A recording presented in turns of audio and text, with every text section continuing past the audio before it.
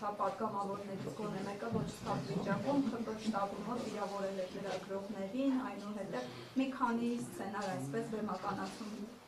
ներկայացրել։ Պարոն Ղուկասյան, օրինակ, որ դուք լինեք քաղաքապետ, քաղաքացիական պայմանագիր կուսակցության անդամները, պատգամավորները իրենց կարող են այդպես դրսևորել Գյումրիում։ Եվ Էմմա Պալյանն անդրադարձել, կոչեր արել, որպեսզի ձեզ չընտրեն, քանի որ ասել էր, եթե 8 ուժերին ձայն եք տալիս, ընդդիմադիր, նշանակում է Վարդան Ղուկասյանն եք ընտրում։ Էմմա Պալյանն ով է։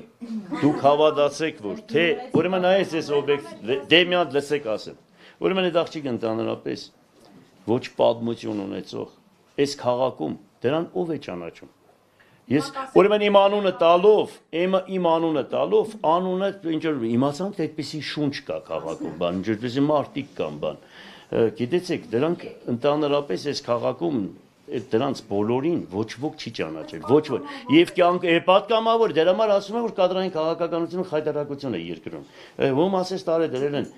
կյանքում, ասենք, զուգարան չկառուցողին բերե դրել են, ես չգիտեմ ինչ բան, էլի խայտարակություն է։ Այ դրա համար դա շատ ամոթ է։ Ինչ մնում է այստեղ կա որևիցե մեկը մատ թափտա ինչ որ մի բան անի, դա չի կարող անի, որովհետև այստեղ լավ մարդիկ կան։ Բայց ասենք մյուս բանն էլ ասեմ, էլի, որ ասենք վերջապես մեկ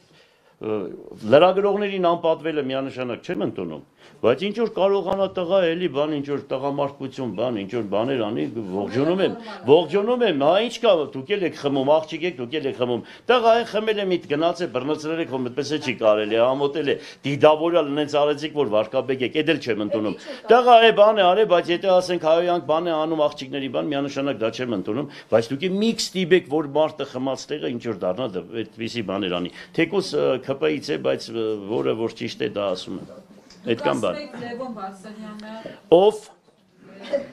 Լևոն Վարսանյանը։